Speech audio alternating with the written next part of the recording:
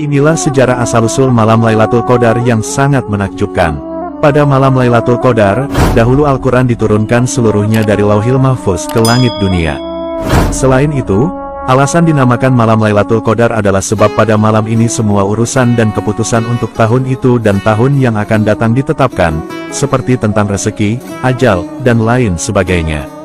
Malam Lailatul Qadar adalah malam mulia yang lebih baik daripada 1000 bulan.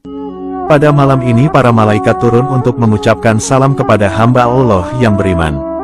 Namun, di balik sisi kemuliaan malam Lailatul Qadar, ternyata menyimpan kisah tragedi bersejarah yang sangat menyedihkan. Diriwayatkan dari Ibnu Abbas, bahwa dahulu malaikat Jibril alaihissalam pernah bercerita kepada Nabi Muhammad tentang sosok lelaki bernama Syamun Al-Ghazi. Syamun Al-Ghazi dikenal sebagai seorang mujahid handal yang pernah berperang melawan orang-orang kafir selama 1000 bulan lamanya. Hebatnya, ketika berperang, Syamun Al-Ghazi hanya memakai tulang dagu unta sebagai senjatanya. Hal ini sebab ia tak punya alat-alat perang. Ajaibnya, ketika orang-orang kafir dipukul dengan tulang unta itu, maka tak terhitung korban yang tumbang dari mereka. Selain itu, tulang unta yang dimiliki Syamun ternyata mempunyai banyak kesaktian. Di saat Syamun Al-Ghazi merasa haus, maka akan mengalir air segar dari sela-sela gigi tulang dagu unta itu, lalu diminumnya. Kemudian di saat perut Syamun Al-Ghazi merasa lapar, maka muncullah daging dari tulang itu, kemudian Syamun memakan daging itu. Diketahui, bahwa Syamun Al-Ghazi berperang melawan kaum kafir setiap hari sampai ia berumur 1000 bulan. Jadi jika dikalkulasi, 1000 bulan sama dengan 83 tahun lebih 4 bulan. Orang-orang kafir benar-benar tak mampu mengalahkan Syamun Al-Ghazi. Suatu ketika, orang-orang kafir mencoba merayu istri Syamun Al-Ghazi yang kafir untuk menghabisi nyawa suaminya. Orang-orang kafir lalu berkata kepada istri Syamun, "Sungguh, kamu akan aku beri harta yang melimpah jika kamu mau membunuh suamimu." Istri Syamun menjawab, "Aku tak mampu membunuhnya." Orang-orang kafir lantas berkata, "Kami akan berikan kamu seutas tali yang kuat. Ikatlah kedua tangan suamimu itu dan juga kedua kakinya saat sedang tidur. Lalu, nanti kami yang akan menghabisinya." Kemudian, istri Syamun menyetujui tawaran itu. Ketika Syamun sedang tidur pulas, sang istri yang durhaka itu lantas mengikat tubuh Syamun sekuat-kuatnya menggunakan tali pemberian orang kafir. Ketika Syamun terbangun dari tidurnya, ia pun terkaget dan bertanya kepada sang istri, "Siapakah yang mengikatku?" Sang istri menjawab, "Akulah yang mengikatmu hanya untuk menguji kekuatanmu." Atas kekuatan dan kekuasaan dari Allah Subhanahu wa Ta'ala, Syamun lantas dengan mudahnya mampu melepaskan tali-tali yang mengikat tubuhnya itu.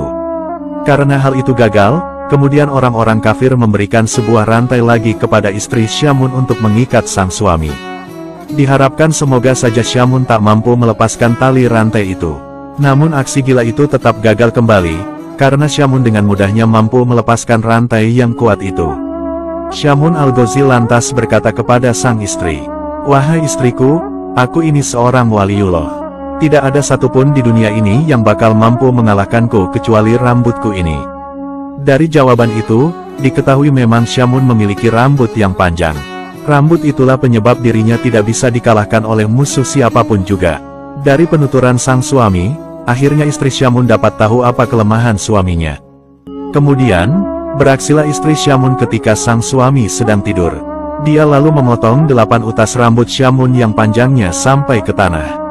Istri Syamun lantas mengikat tangan dan kaki suaminya dengan masing-masing 4 utas rambut.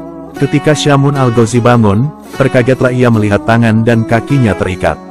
Ia berkata, "Siapa ini yang mengikatku?" Sang istri menjawab, "Aku yang mengikatmu untuk mengujimu." Kemudian, Syamun lantas meronta-ronta berusaha melepaskan tali rambut yang mengikatnya. Namun, usaha yang dilakukannya itu sia-sia. Syamun tak bisa melepaskan tali itu karena itu adalah rambutnya sendiri. Begitu durhakanya seorang istri yang memiliki sifat buruk kepada suaminya demi mengejar harta dunia.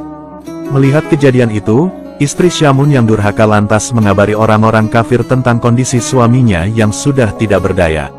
Setelah itu, orang-orang kafir mendatangi rumah Syamun untuk kemudian membawa tubuh Syamun untuk dizalimi. Ketika telah sampai di tempat penyiksaan, tubuh Syamun lalu diikat di sebuah tiang.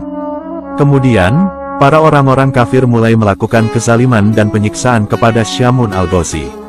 Tubuh mulia Syamun kemudian mulai dipotong-potong orang-orang kafir itu. Tidak hanya itu, mata Syamun juga dicongkeli, kedua bibir dan lidahnya juga dipotong sampai lepas.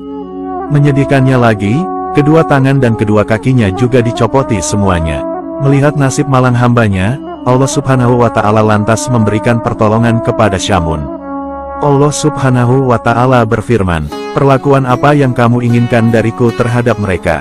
Syamun lantas menjawab, "Berilah hamba kekuatan, sehingga dapat kugerakkan tiang rumah ini hingga merobohi mereka." Allah Subhanahu wa Ta'ala lalu mengabulkan permohonan Syamun.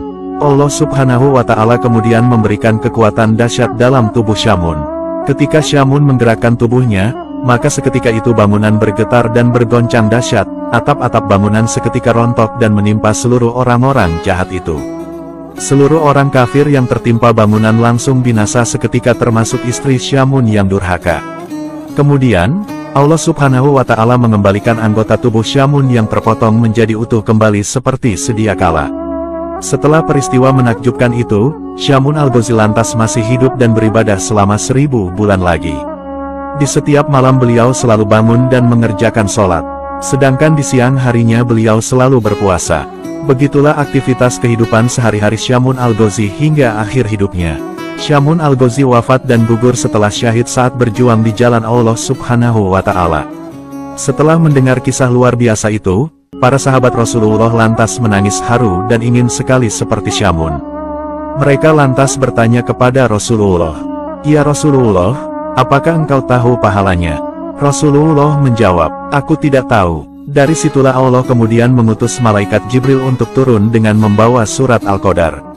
Allah berfirman, "Wahai Muhammad, aku beri kamu beserta umatku malam Lailatul Qadar, yang beribadah pada malam itu lebih utama daripada beribadah selama 1000 bulan.